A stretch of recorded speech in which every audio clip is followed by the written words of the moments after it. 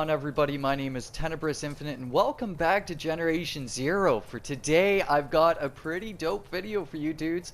I'm going to be covering two topics in today's video. First of all, I'm going to be topicking? I'm going to be covering how to farm experimental weapons, and then next up, I'm going to be talking with you guys about how to farm up your region level. I'm going to have time codes down in the comments, so if any of you guys have collected all of the experimental weapons, I highly suggest you check out the part where I talk about region levels and how to maintain your score with that.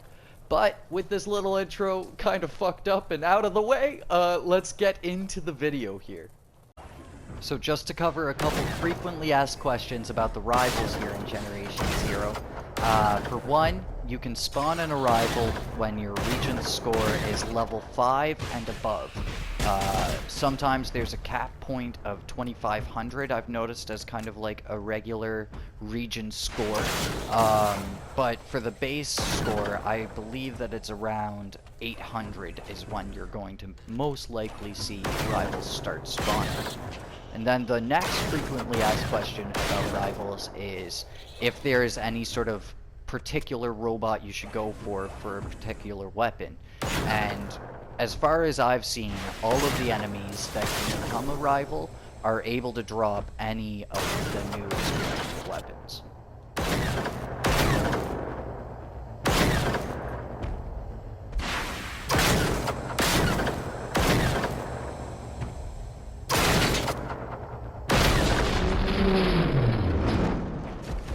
So with the little bit of trivia out of the way for what experience points you need in a region in order to get arrivals to spawn, we're going to now start talking about how to efficiently farm rivals.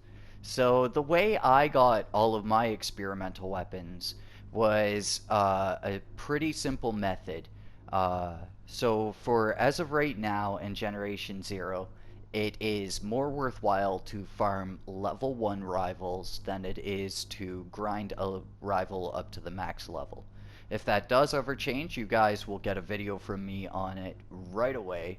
But as of right now, farming level 1s is the most time efficient and the least kind of cumbersome way of going off and farming rivals.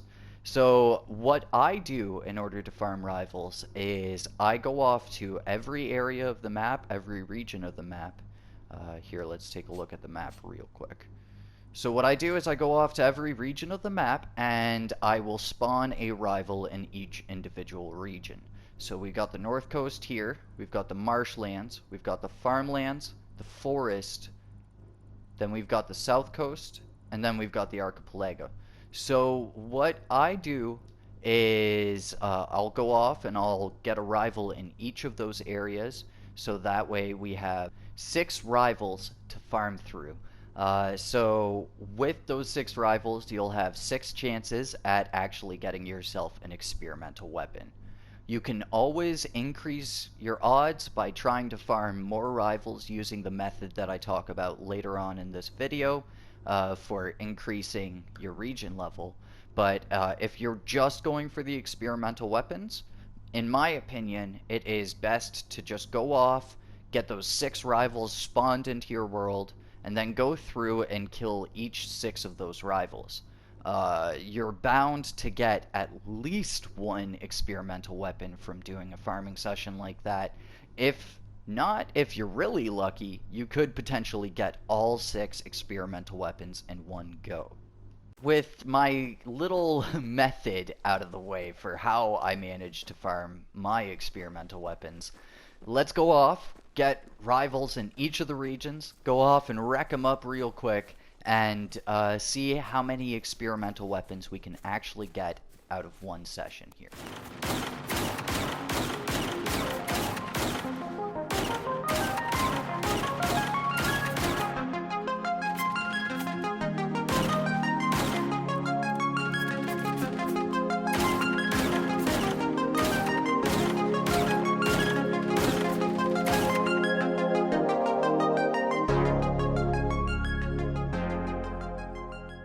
It's taken me maybe about 2-ish hours to get all of the rivals to spawn. Admittedly, most of that time was sunk into the marshlands area here because, as I had stated earlier, that upward limit of 2,500 points for a rival can mean that sometimes you have to really grind it out to get that first rival spawn. But now that I've got all my rivals set up, let's go off and wreck them up and see how many experimental weapons we can get.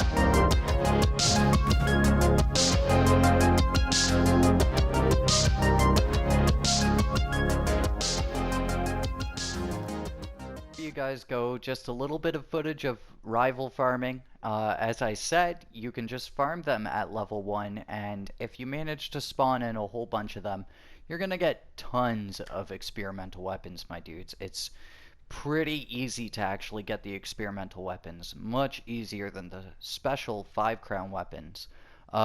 So yeah, so we managed to get 2 AG4s, which was a little unlucky, and a PVG in the run.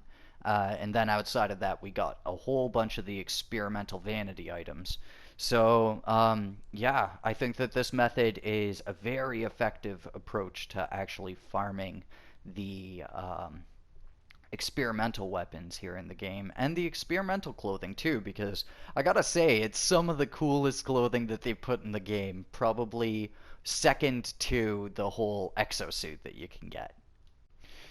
But word to the wise, it can be a little time consuming, and if RNG is really, really harsh, you could potentially go through a farming session and not see an experimental weapon. I think it's highly unlikely that you won't, but you never know when random number generation is involved. So now, next up, we're going to move on to how to grind levels and how to maintain your score in regions. So, in order to maintain your region's score, you have to maintain the original rival that you spawn in the area. Uh, if you have a high level in a certain region, I have noticed little bits here and there that the difficulty can increase slightly. This maybe is just confirmation bias from getting wrecked or something, but I definitely think that the higher your region's level, the more aggressive the machines seem to be. So there's a big thing to kind of show you guys the difference between the archipelago here and the farmlands. So the main reason why my farmlands has maintained its score, even though I did kill the rival in the area versus the archipelago, is that this rival managed to spawn second to the rival that I just previously killed. So I did a little bit of live testing here, if anything, for you dudes. And so basically the idea is whenever you spawn a rival in the area, basically leave them alive, let them max out their level and everything like that, and you'll be able to continue acquiring score for your individual region. But there is a slight inconsistency here. So basically, sometimes when you kill your rival, the region score will go to 0, and sometimes it won't. So basically, the method that I have here, where you just maintain that first rival that you get, um, is the most reliable way to maintain your region score. The further benefit of having a really high region score is that it means that you can spawn in rivals much more easily. Sometimes you'll notice that you'll be able to spawn in a rival off the first machine you kill, undepending what machine it is. Again, that's all random number generation, but essentially, yeah, the whole working idea is that you get your first rival into an area, and if you want to maintain that region's score, you leave that rival alive. So you might want to memorize the name of the rival. For me, my easiest method is just grinding that rival up to level 4, so that way I know if I run into the level 4, he's the rival that I want to keep alive, so that way I can maintain my region score. There we go, my dudes. A lot of science has gone into this episode. Far more research than I thought I would need to make, but honestly, I think that everything I've worked out here is easily replicable for you dudes out there. So if any of you guys are hunting for experimental weapons, you now know a surefire method to get reliable experimental weapons. And if any of you guys are looking for either a consistent challenge or easy rival spawns, you now know a method to have those easy rival spawns and to have that consistent challenge here in Generation Zero. So, just to wrap up here, thank you so much for watching. Hopefully you guys enjoyed, and if you did, leave a like, and if you guys haven't yet, definitely subscribe to my channel for all of the best information on farming, enemy tactics, update information, all of it. I cover it all here for Generation Zero. Thank you so much for watching, and I will catch you guys in the next one. Till then, peace.